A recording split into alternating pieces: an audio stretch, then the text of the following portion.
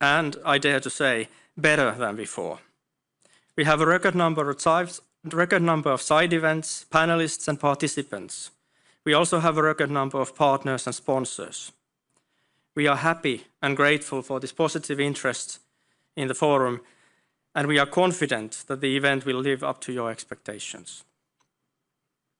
And even more than that, we hope that the conference will give you new food for thought, fresh topics, new perspectives. We do not want the Helsinki Security Forum to be yet another forum debating only the most burning issues of the day. That will be done as well, of course. But we hope that the forum will also allow us to raise our sights into the horizon, so that we all feel forewarned and forearmed for the world and the year that awaits us all. Dear friends, whether this indeed is the hour of Europe, of course, remains to be seen. One thing that I can say with full certainty is, however, that this is, right here and right now, the hour of Helsinki Security Forum 2025. And with these words, I declare the forum opened and would like to warmly welcome on stage the patron of the forum, the President of the Republic of Finland, Alexander Stubb, and Financial Times AI correspondent Melissa Heikkilä, who will offer us the first of many important and interesting discussions on this stage during this event. A warm welcome. Thank you so much.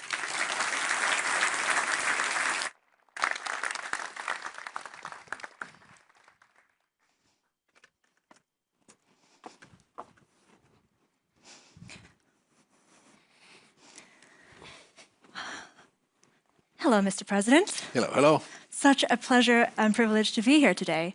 Now, you've just returned from Ukraine. What was the mood music there like? How did that trip go? I think the mood music was probably better than it was a year ago. I think there's a certain feeling of probably resolve and confidence with President Zelensky and his administration. I had a 1 hour tete-a-tete with him in the garden, and we also had a 1 to 2 hour briefing on the security situation. So the war is in a stalemate. That is absolutely clear, but I think there's a certain sense of confidence that we might be moving in the right direction. So I came home from Kyiv a tad more optimistic than when I left. And what sort of conversations did you have with President Zelensky about next steps to achieving peace? Well, I think the sequence is still pretty much the same. So first we need a ceasefire, and then after that, can we begin peace negotiations in earnest? And the other sequence is that we probably need a date for a physical bilateral meeting between Zelensky and Putin. And only after that can Zelensky reach out to Putin by phone to discuss, what the agenda could possibly be. But I think the base case is still pretty much the same. In the meanwhile, we need to continue to ramp up the economic pressure on Russia through sanctions. And we need to continue to ramp up the military capabilities of Ukraine by providing them with all necessary defense means available. And it's been today almost exactly 1 month since you traveled to the US with fellow European leaders and President Zelensky to meet Trump. What progress has been made since? Well, I think there are two tracks that we're working on. The first one is the idea of European security arrangements or security guarantees. And on the military side, they are pretty much ready. Of course, they have been set up and crafted to a situation after the ceasefire and after the peace. And then secondly, I think there's been progress made on increasing the economic pressure on Russia. And only last week in Paris, a week and a half ago, we had a phone call with President Trump and some European leaders. And I think his tack at the time was twofold. The first one was to tell Europeans to stop buying oil and gas. And I think he's absolutely right on that. And of course, there are two countries, Slovakia and Hungary, that still do that. And I think we need to increase the pressure on that. And then the second tack that he has is a thought of, okay, how can we put pressure through secondary sanctions elsewhere.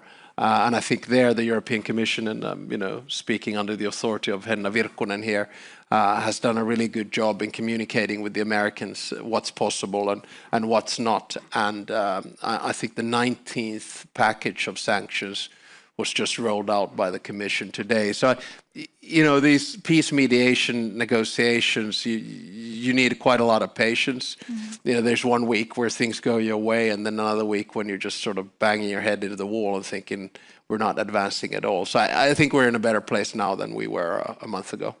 And how confident are you in yours and the EU's ability to win Trump over and actually achieve a ceasefire? Well, I don't think confidence is so much the issue. It's pretty much about a process and engagement. And that means that we're in constant communication with the American administration. And of course, they have their own interests. President Trump is doing everything that he thinks is right in achieving a ceasefire or a peace agreement. And we Europeans need to work closely with the United States in doing that. One day we feel that things are going in the right direction. At other days, there's a little bit of a stalemate. And of course, now the latest developments and public statements that we see coming out from President Trump during a state visit in the UK, in my mind, are nudging things in the right direction.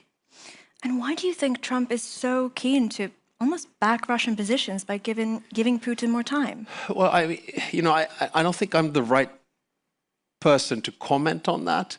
I think Trump is very persuasive in what he does, as we can see.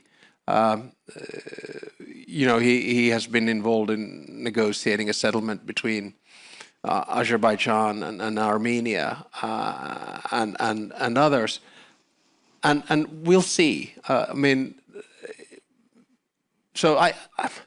hopeful that we'll get there, and we never underestimate the capacity of the President of the United States to negotiate peace agreements. This week, we've seen a lot of news about drones in Poland. Why do you think Russia is doing that? I think Russia is testing us. You could say that they test us on many different ways, hybrid or otherwise. They test us on land, for instance, by instrumentalizing asylum seekers, as we have seen over the past few years. They test us in the sea by cutting cables. And now they test us in the air with drones. And it's always a gray zone, attribution, not attribution, purpose, not purpose. And they want to see our reaction.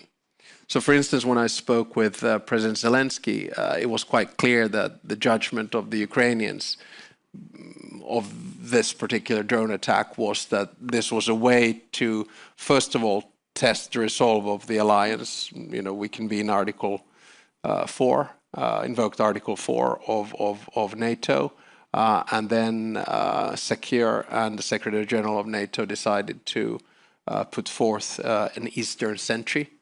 And I think the response was quite good, but at the same time was probably an attempt to message to Ukraine's Western allies that perhaps you should take care of your own air defense first. So, they test us all the time, and I think the key point also to understanding of the testing is the information war we see ongoing every day. And that's why I think it's very important that the security community, and to a certain extent also, the free and open media, that you use judgment on what kind of instruments you use from this information war, so it doesn't play into the hands of the Russians. So a lot of testing coming up in the next few weeks for sure. In Kiev, you spoke about collaborating with the Ukrainians on drone defenses. Can you talk a bit about what that looks like? Yeah, I think what we have to understand throughout this war, and for understandable reasons, I think a lot of people have felt that this is just a one-way street. So, we provide Ukraine with military and financial assistance. That's it. But as a matter of fact, what we have to understand now is two things. The first one is that Ukraine has not only the largest, but the most modern and experienced army in Europe, 800,000 men and women. And secondly, their military capability right now in modern warfare is a notch above ours. So that means that, for instance, on air defense, we have a lot to learn on drones, drone defense systems, what kind of missiles are useful where. So, you know, I'm sure that a lot of European states, including Finland, will be doing close cooperation on drones. But on that side, right now, I feel that it's the Ukrainians teaching us rather than the other way around. So what have you learned? I mean, if it's happening in Poland, it's not inconceivable that it will happen in Finland. Well, I think the pattern of the drones is a little bit different in the sense that it has to be either serious malintent or serious incompetency if a drone flies, you know, on its way to the Ukraine, to Finland instead. So, you know, from this particular case, I don't think we can pick up that much, except that this was the first time that we were involved in Article 4 procedures on the Finnish side. I think this was the 8th time that Article 4 has been used in the history of the alliance. So we learned more about that procedure.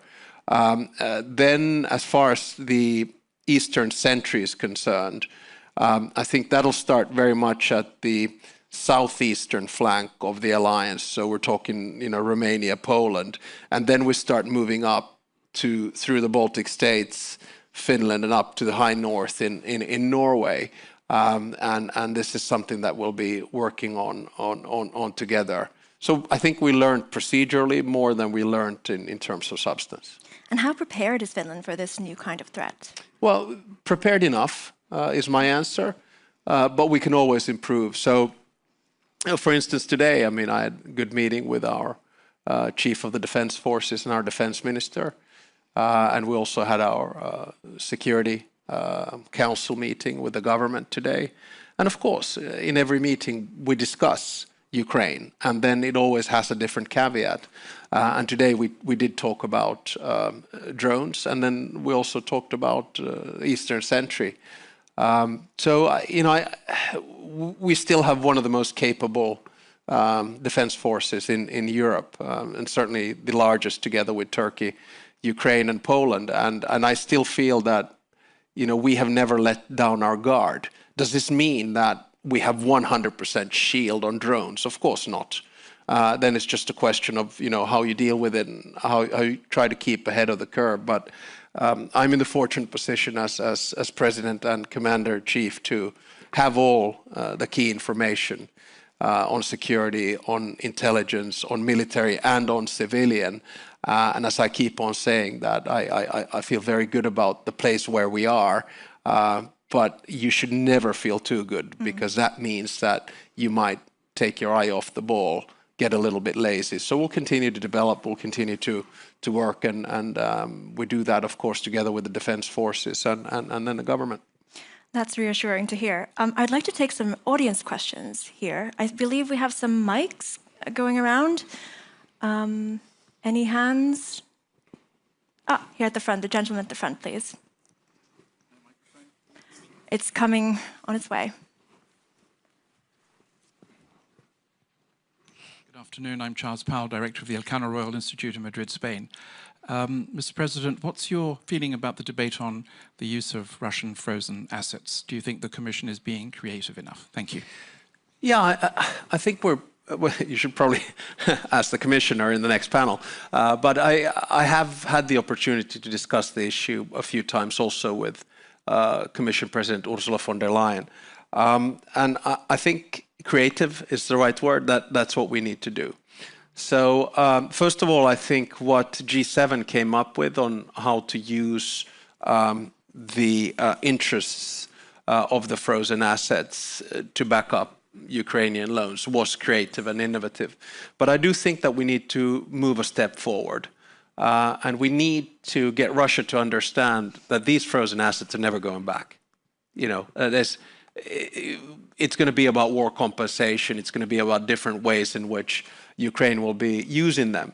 And I think what probably needs to happen right now is that there needs to be a little bit of burden sharing, so that, you know, we cover the backs of our Belgian friends, that they are not the ones who will be held legally responsible at any particular case.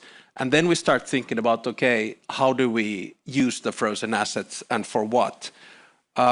Two observations on that. One might think that there would be a slightly more aggressive way of investing that money. Right now, it's just on long-term interest. Perhaps you could get a little bit more leverage out of them.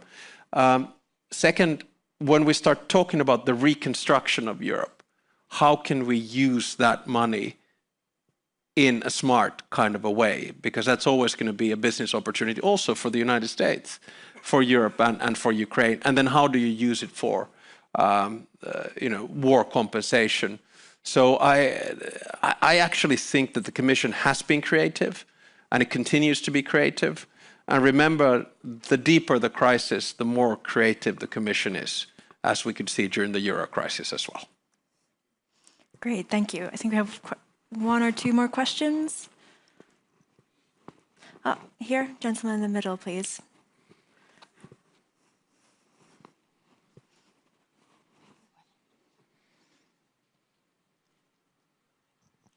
Thank you. Raffaele Marchetti, Lewis University in Rome. Thank you very much, Mr. President. Where do you see the major obstacles? I mean, what is your feeling about the current negotiation? Is more about territorial issues and more about security guarantees? Is more about financial issues? And if you look forward in 2 years' time, what kinds of reasonable arrangement you may think about? Of course, considering that ultimately it's Ukraine to take a decision, but of course, I mean, you are involved in discussions, so maybe you have a good feeling. Yeah, the first thing to say is that we should always come back to basics and ask ourselves, what is at stake here? We have an imperial state which has a strategic aim of denying the basic tenets of nationhood of Ukraine, which means the independence of Ukraine, the sovereignty of Ukraine, and the territorial integrity of Ukraine. And that is the strategic aim of Russia, has been from the beginning and continues to be that. I think what we need to try to do is to change the strategic aim of Russia. And then we come to the second observation. I actually think that the issue of territory and security guarantees is intimately linked in the short term and in the long term. And by that I mean to say that I think the deal to be done for a ceasefire is to freeze the line of contact as it stands right now, with providing security guarantees to Ukraine. And then when the negotiations begin, that's a different story. So my suggestion is not, and I stress not, that Ukraine should lose territory, but we probably want to focus the strategic aim of Russia to a point where Russia is only focused on territory. That would be useful from a negotiating perspective. But I can tell you one thing, and that is that Finland will never approve the territorial acquisition of Ukrainian land to Russia, whether it's the Crimean Peninsula or Donetsk or Luhansk. Those decisions are huge decisions, and they can only be made by one country and one government, and that is Ukraine. Thank you. We had a question here in the middle. I think this gentleman was first.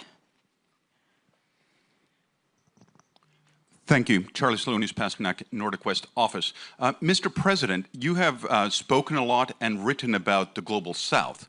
So I'd like some reflections on your conversations. What do the leaders in India or China or Indonesia think about this? Or in fact, do they really think about this a lot? Yeah, I mean, it's a really good question. And my big thesis, of course, right now is that we're witnessing a change in the world order dynamics and balance, which is akin to the end of the Cold War, end of World War II, and end of World War I. And then we have to ask ourselves the question, what do we aim at? I think our aim here in Finland is to still strengthen and hang with the multilateral system of governance of international institutions, rules and norms that were established after World War II. And then we ask how we do that. Well, we do that by giving agency to the Global South, which doesn't feel that it has that. The likes of India, Indonesia, Saudi Arabia, Nigeria, Kenya, South Africa, Brazil, Argentina, Mexico, etc., etc. Because if you give agency to a player, then they're more likely to deal with that. Because I don't think anyone will benefit from a transactional world. Transactions take you to a certain place until you hit a wall, and sometimes you end up in a corner from which you really can't get out. So I've had lately conversations with Prime Minister Modi and President Ramaphosa, and the only conversation that we have is basically about the situation in Ukraine.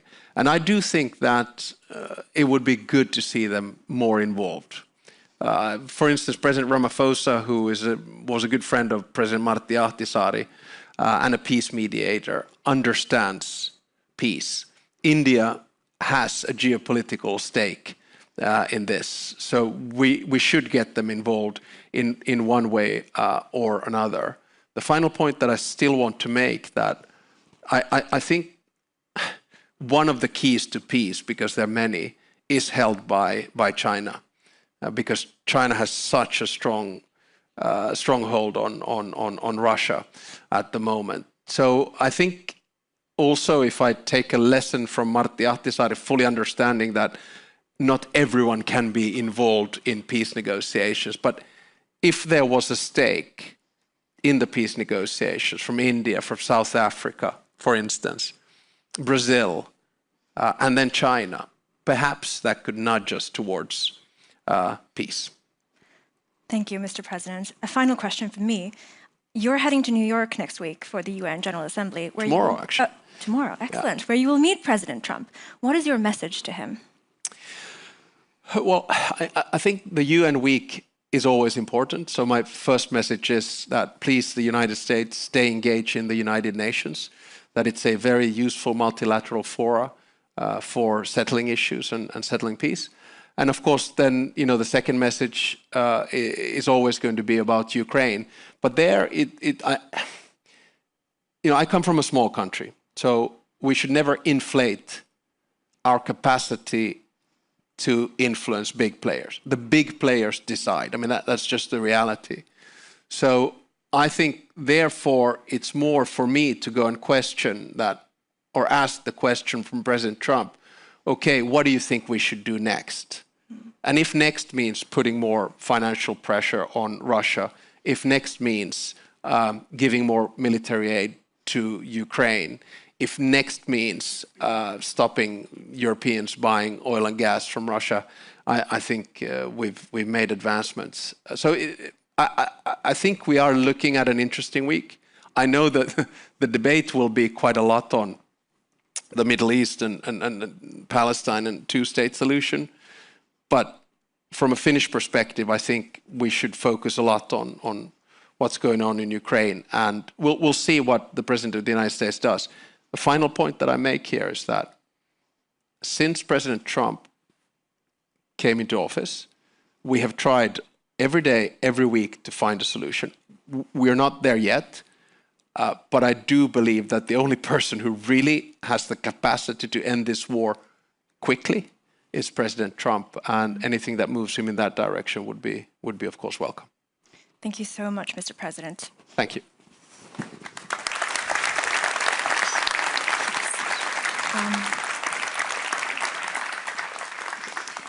Thank you again. And next up, it is my great privilege to welcome Executive Vice President for European Tech Sovereignty, Security and Democracy, Henna Virkkunen.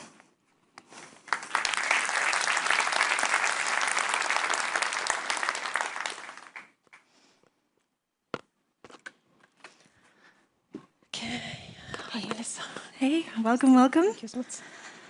Thank you so much for joining us today. Now, you have quite the profile, tech sovereignty, security and democracy, at a very pivotal time in European politics. How do you see your role and the EU's role right now? Yeah, I think it's a very interesting portfolio, of course, when we look at the times we are living now, because we see that technology and security and democracy, they are very much interlinked. And of course, technologies, they are very important to our security and democracy, but they can be also used against us. So especially when I look the landscape and threat landscape around us, we see that, of course, now we are especially supporting our member states in the European Union to boost investments to defense industry. But also at the same time, we have to be prepared for many different kinds of threats. For example, to protect our external borders, also to protect our critical infrastructure, to be prepared when it comes to cybersecurity, and also support and defend our democracy, because our democracies are also very much under attack. And nowadays we see also that European Union, we have been very open for international investments and for businesses, and our industry, they have very, very global value chains.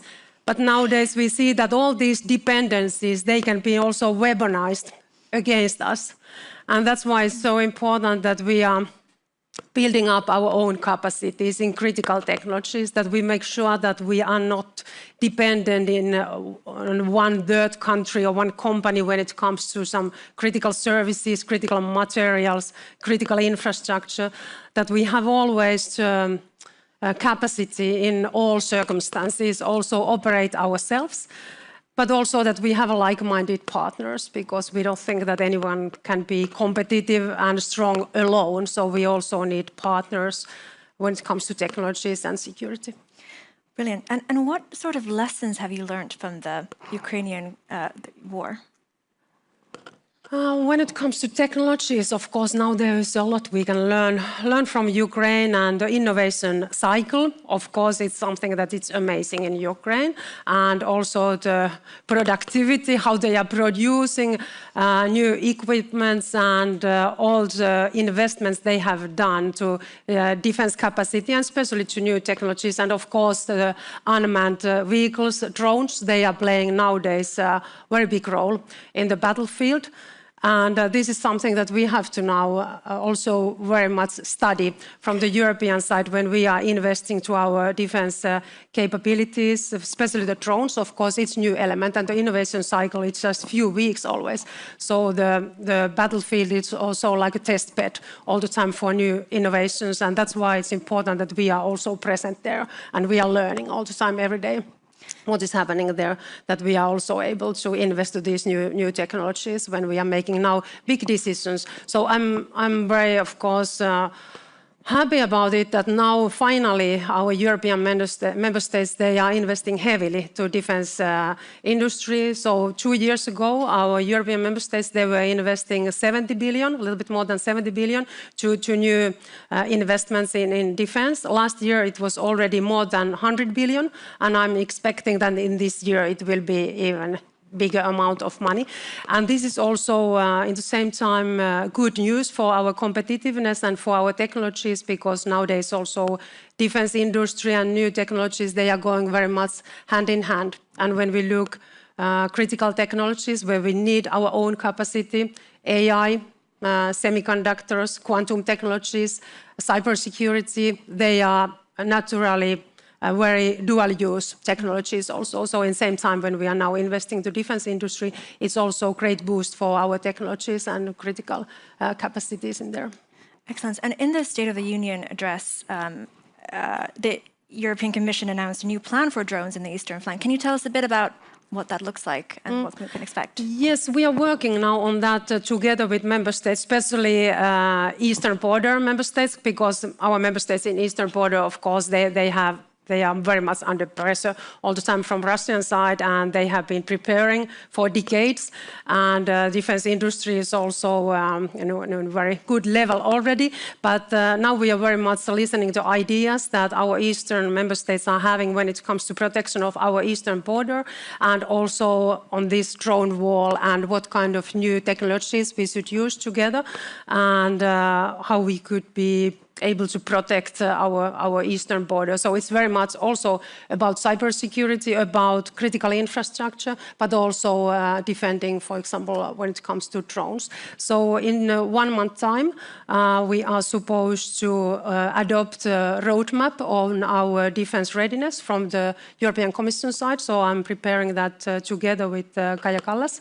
And now we are listening also to ideas from our Eastern countries, that how we could now really boost investments also in this sector. And the EU just decided on a new 150 billion euro defense plan. What is the vision there? What do you hope to achieve? And what will this Europe of defense look like?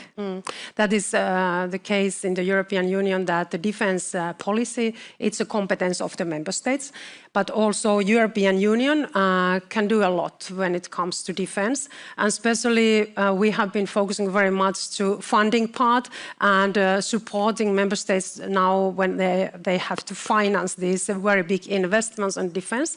So we were giving more flexibility on the budgetary rules for member states to allow them invest more to defense, but also we proposed this new instrument, safe loan, 150 billion for member states. And the idea is really to support member states now to invest more to defense, but also invest more together, because still it's a challenge often that European member states, they are making their own decisions when they are investing to defense, and they are making decisions alone. And so we are trying to support that kind of structure, that member states are more coordinating together, and they are also buying more together and buying more European. So this is also one of the really obligations on this loan, that 75% of the components, they has to come from Europe.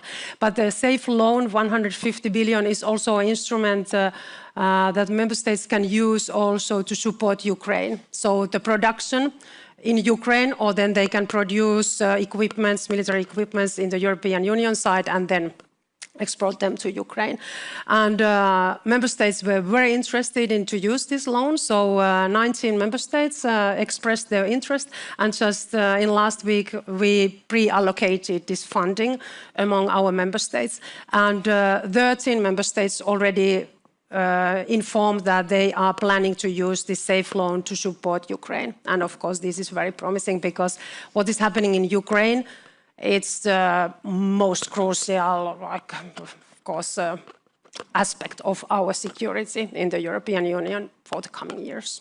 An interesting element of that is the attempt to reduce tech dependency, I guess, on foreign tech. US, China come to mind.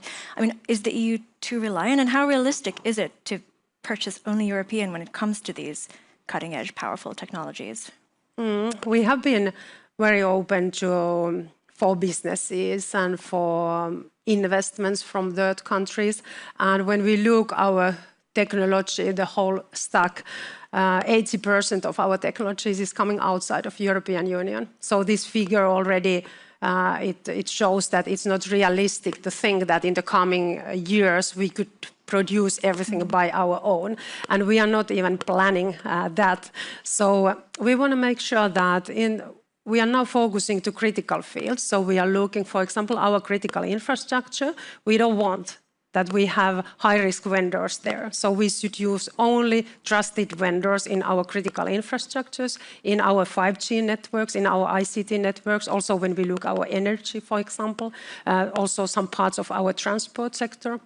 But then also we are focusing to certain technologies where we see that these are very critical for our economy, for our security and for the future, because those countries and continents who has the capability in AI, in quantum technologies, in semiconductors, they are very much, of course, leading the economy, dominating the economy in the coming years and decades, and they have also power when it comes to security. So security and also to capacity in technologies, they are very much interlinked. And that's why we are now focusing especially on those technologies to make sure that we have our own capacity there. But in the same time, we are also working with the like-minded partners. USA has been Europe's main partner in security and economy also in technologies for decades. But we have a digital partnership also with Japan, with Singapore, with South Korea, with Canada. With UK, we are working again more closely. We're working with Australia. So we have many like-minded partners who are working with us in technological field. Now you mentioned AI, which is obviously a very powerful dual-use technology. And it seems like the Commission's approach to it has sort of changed in the past few years, right? A few years ago, it was all about regulating this ethical vision. And now the AI Act seems to be stalling or maybe even withdrawn. I mean, what happened there? And does that mean the Commission has a different approach now that we are in this security situation? We are not planning to withdraw our rules, so we want to make sure that in Europe we have a safe and fair and democratic environment also in digital environment, and this covers also AI, because we want to make sure that our citizens, they can also trust to these technologies. So for example, when AI is used in the hospitals, for example, that our citizens can trust that these systems, they are meeting certain standards and they have been tested before they are entering to the markets. But the main point from our side is now when we speak about technology is really to make sure that Europe is a place to innovate and investment. And that's why that is the main angle now also in our communication and how we are now enforcing the rules, that we want to implement the rules in a very innovation-friendly manner. And also we are now very committed to make Europe faster and easier for the businesses, because we are often facing criticism that Europe is too slowly and bureaucratic. And we have to boost the competitiveness of our businesses if we want to be stronger in technologies, if we want to be stronger also in defense. Europe has to be an attractive place for investments and innovations. So that's why we are simplifying the processes. Also, we are making Europe easier and faster for the businesses. But the main principles, what we have set in our rules, fair, democratic, safe environment, that this we are not going to roll back. Thank you. We have time for some audience questions now. Same drill as before. Mics are going around the room. Here, gentleman in the middle, and then the lady on my left. Where are the mics?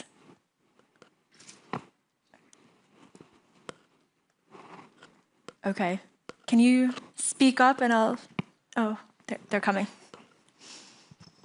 Thank you. Charles Lunis, Pasternak, Nordic West Office.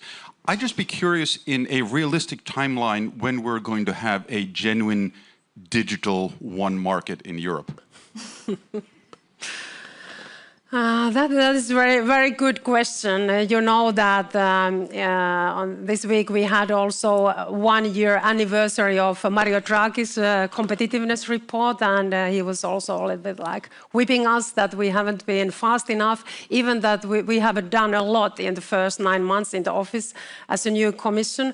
But it's clear that if we want to be more competitive, if we want to really boost investment and innovations in the European Union, we need to use also to full potential of our single market. And when we look, for example, the technology field and also defense industry, we see that we have thousands of very promising startups in the European Union. We have super research and science. We have, for example, in AI, we have 7,000 startups in the European Union who are willing to train and develop AI. But they are facing now big obstacle because they don't have access to computing capacity. That's why we are investing together with our member states to computing capacity, to supercomputers like Lumi in Kajaani, and we will have 5 times more computing capacity in 1 year time. And we will give access to our startups and researchers to train AI. But then the next step is really that how our startups, how they can get access to capital in the European Union. It's a big obstacle for them. And also really access to markets, because often we have 27 different frameworks in the European Union. And this is the main reason why so big part of our startups, they are moving to USA to scale up their business. So annually, often more startups are created in the European Union than in the USA side. But only 8% of the scale-ups are in the European Union and 60% in USA. So it clearly tells that we are investing very much to research, science, we have potential startups, But to able to scale up their businesses, they have to move to USA, where they can have access to capital, access to bigger markets. And we have to change this, and we have to change this very fast. Thank you. We had a question here at the front, and then all the way at the back after.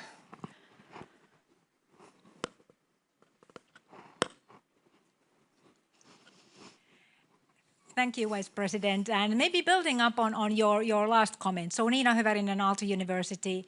A lot of the value is created in higher layers, in use cases, in services, in applications. And you were talking about the critical infrastructures and technologies, but what about data? What would be your message to companies, to public organizations, which actually hold all those European crown jewels in data? What are your messages there? Thank you. That is also a very important topic on our agenda currently when we want to boost innovations and investments in the European Union, also especially use of AI. We are currently now finalizing our Apply AI strategy. We will adopt it in October. And there we are now looking specific sector where we see that we have huge potential in the European Union. And we are looking really what kind of actions we can take in the European level to now support their actions to uptake and apply AI, because we see that there's many fields where we can be very strong in the European Union when we are bringing together our AI developers and the traditional industries, for example. But the important obstacle is also access to data and how to get that kind of high quality data sets. And it's one of the main topics around these AI factories we are now building together with 13 member states, and one is really in Finland, Lumi AI factory. We want to bring together not only computing capacity, but also high quality data sets and talented people and AI researchers and startups. So that's the idea around AI factories. And also in this autumn, I will also present our data union strategy, where we are trying to really also make it easier and simpler for the data users also to use the data, because often we have quite complicated rules also in Europe. Thank you. And then we had a question all the way at the back. Thank you. James Heapy, former UK Defence Minister. Commissioner, can European and indeed Western technology industries ever be sovereign if their deep supply chains are almost entirely dependent on Chinese processed critical minerals?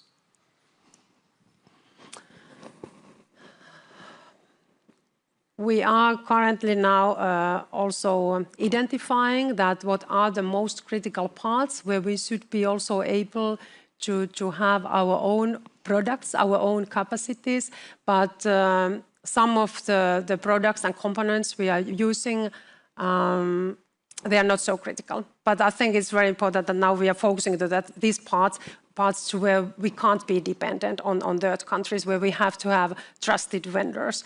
And it's not happening really in overnight, because we have had decades of policy where we have been cooperating very much internationally, and we have been open to businesses and investments, and also our value chains, they are very global.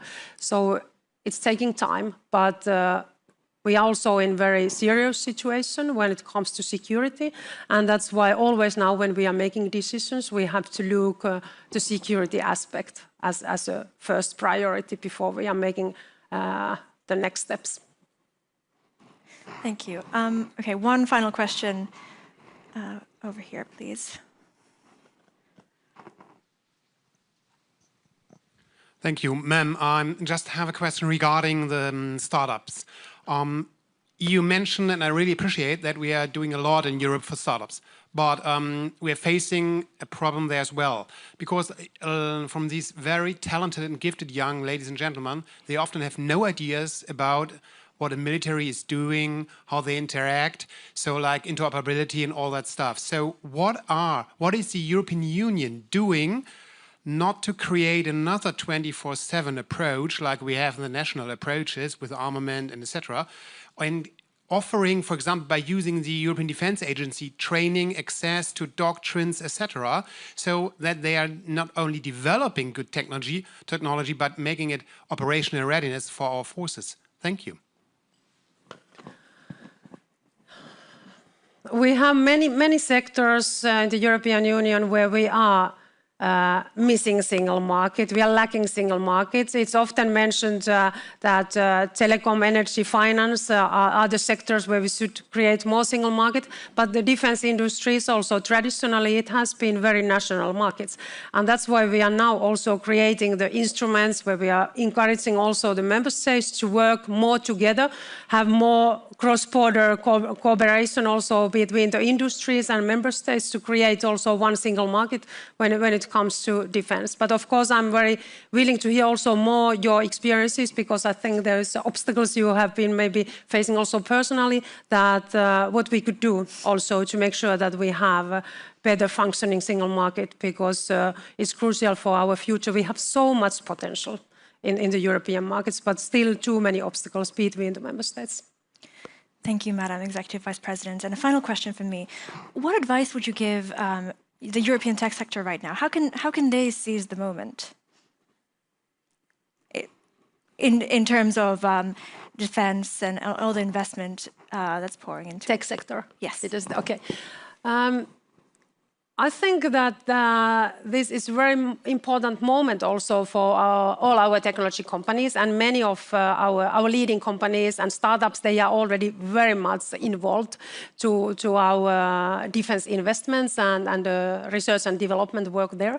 And we are also in the European level, of course, what we are now doing, we are trying to really facilitate the work and make sure that there's enough funding and financing opportunities in the markets. And it also comes to our next multi-annual financial framework that Commission, we adopted our proposal in July.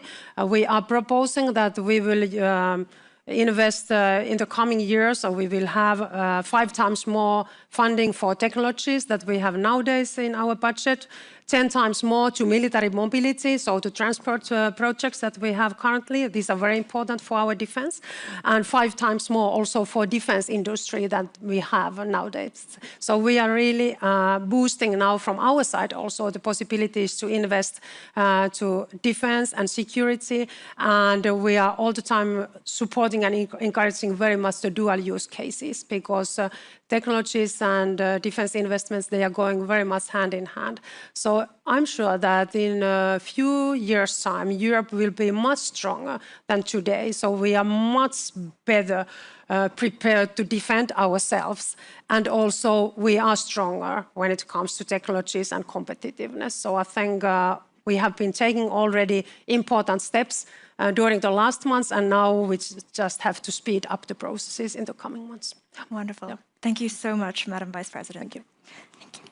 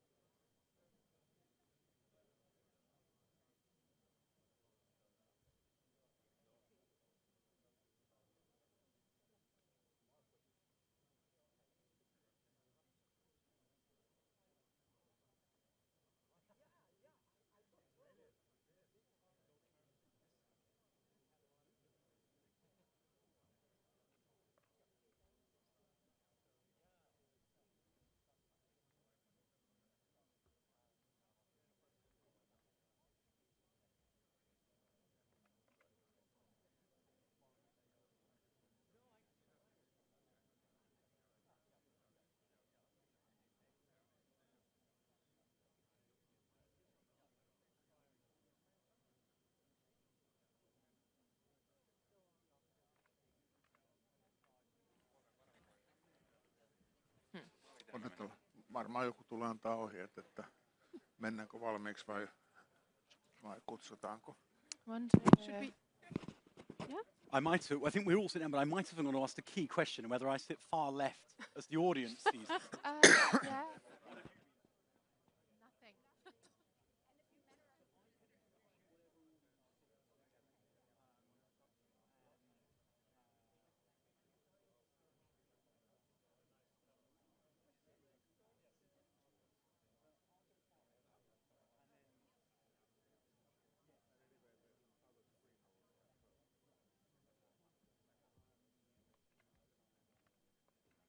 Nothing. Okay. I will. Because I don't see anyone Right, else. so we've gone. Jana. Yeah, no, I will. Okay. And you put... Okay. After you All right. Matty. Yes. I guess. Ashley. Yeah, that's okay. Yes.